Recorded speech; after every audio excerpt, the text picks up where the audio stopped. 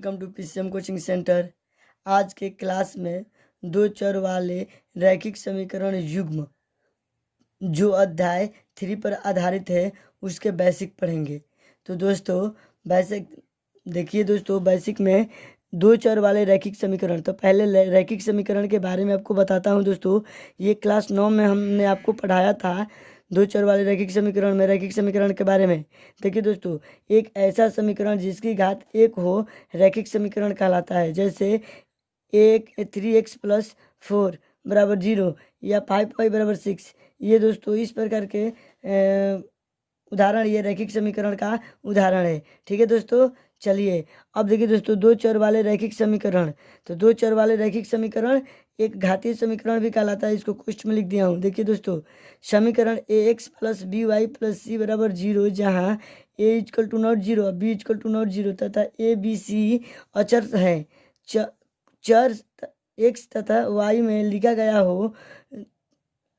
हो तो दो चर वाला रैखिक समीकरण कहलाता है। तो इस प्रकार के अभिक्रिया को क्या कहते हैं दोस्तों? दो चर वाले रैखिक समीकरण कहते हैं।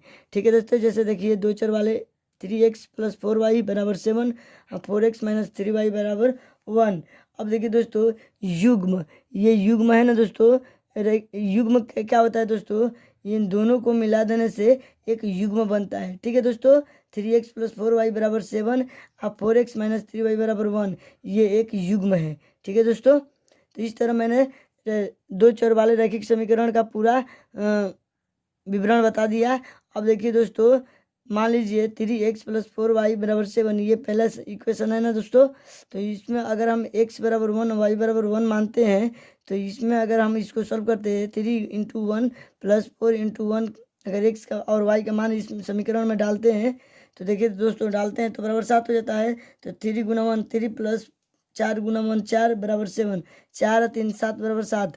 इस तरह अगर समीकरण का हल आता है तो ये सत्य है।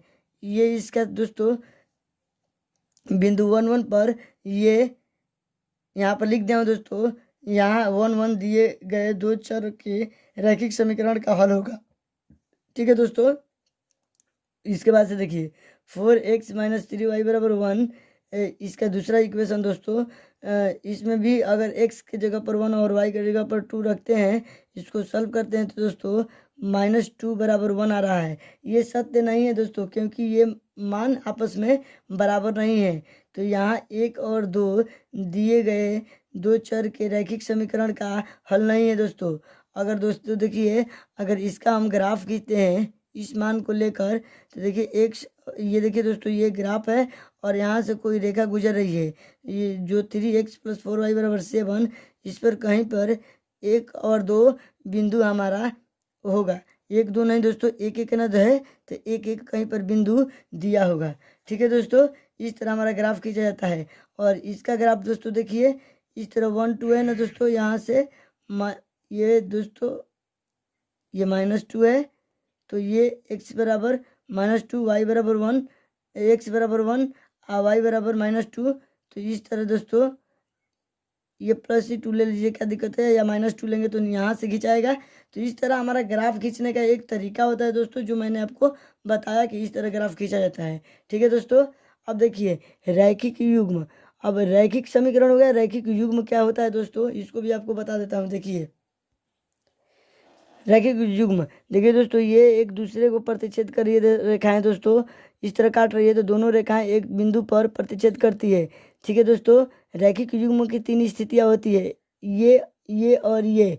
इन तीनों के बारे में लिख दिया हूँ दोस्तों। दोनों रेखाएं एक बिंदु पर प्रतिच्छेद करती है। फिर ये दोस्तों देखिए, ये स्थिति दोनों रेखाएं एक दूसरे के समानांतर है। और ये देखिए स्थिति दोस्तों, दोनों रेखाएं परस्पर संपाती है। अब दोस्तों संपाती क्या होता है दोस्तों?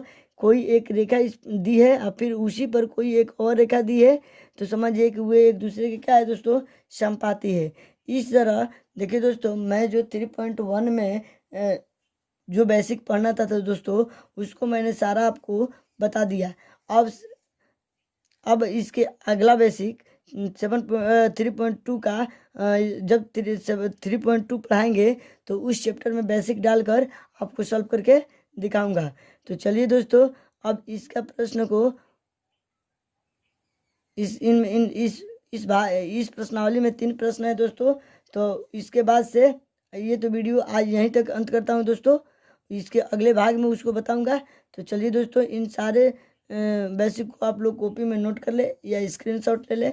नहीं समझ में आ रहा है तो कमेंट करें। अगर मेरी वीडियो आपको पसंद आ रहा है दोस्तों तो लाइक शेयर तथा सब्सक्राइब करें और अंत में बेल आइकन को प्रेस कर दें, ताकि जब भी मैं लेटेस्ट वीडियो बनाऊं तो सबसे पहले आपको मिले। तो आज क्लास में इतना ही फ्रेंड्स। जय हिंद।